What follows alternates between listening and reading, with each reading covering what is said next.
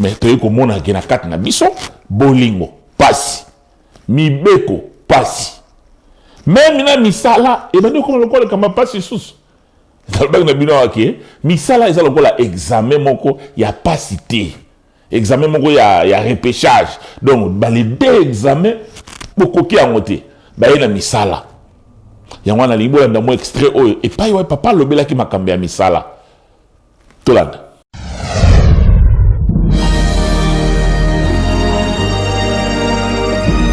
La vérité, écoutez Kalabele, la vérité. Les mensonges restera toujours les mensonges. Bah français, bah vous mentez, il en restera toujours quelque chose. Tazareko Kende, qui vivra verra. Sinon on appelle Selongo na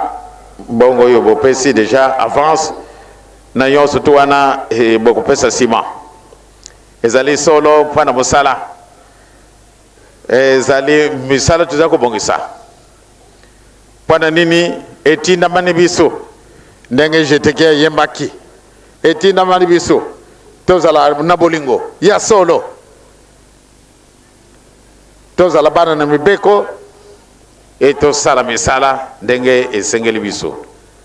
bele mukumbo ndenge na lubaki yango na mokolma yenga na baninga na braza mokolma yenga bwana le 21 na lobi yango na Pointe Noire na lobi yango na Kimpanzu ndenge ni tuko kutambola pate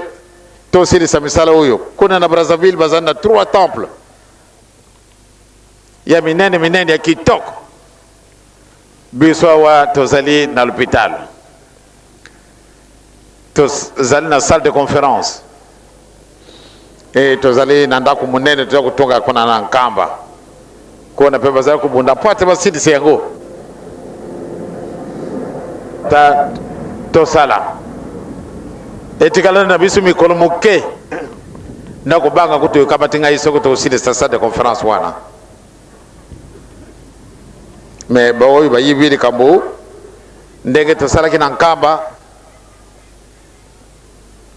soko to sala ndenge wana na kanisi nde to sidi sa na l'hôpital na salle de conférence et qu'on a Nkamba pambate qu'on a vraiment bazana makasi kubunda donc biso neto sala yeso ko ke patete se to sala mo biso na kanisi ba mama na batata na makma so bosali na kanisi zana yo souvenir monene ezali souvenir moko munene oyo tuza kusalaka tuza kupesaka na nzambe na biso pamba te nzambe akosaka te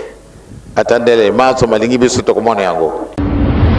solo ekuti Kalabele solo elukuta ekuti Kalabele lukuta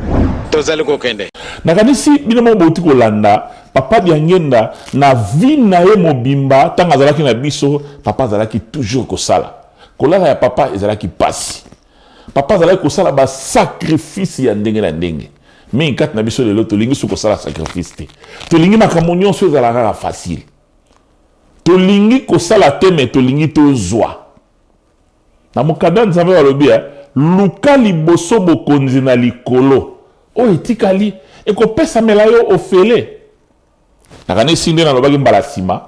na Nkamba kuna bandeko baza kosala mise na mokoto tomoni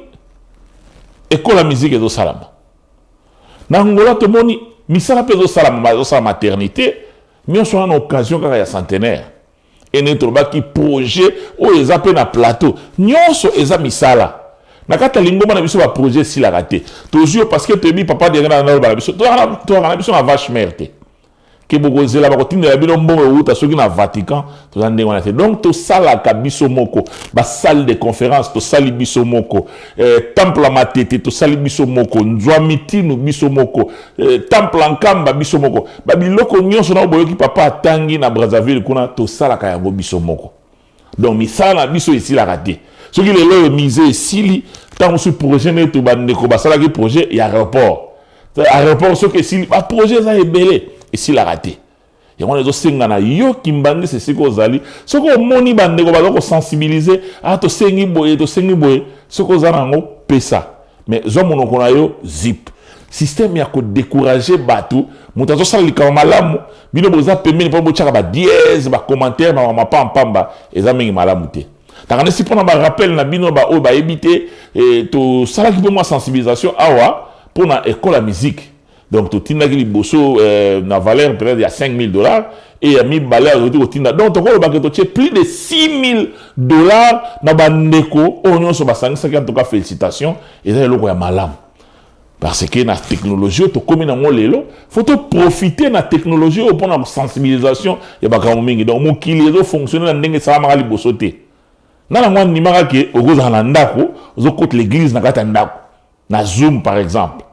mais lelo eza biloko ekomi kosalama ezolakisaka epai tozokende toyebi te donc yango wana soki mwa likambo ezali bandeko baza kosensibilize botyaka esprit ya badécouragement te banini tout ça soki omoni ke possibilité ya kocontribue ezali te zip Jomak na Kimbangu 21 soko sepeli na video oyo olingo tala ba video mosusu lokola oyo s'abonner na page na biso ya YouTube ou bien cliquer moko ba video ezali awa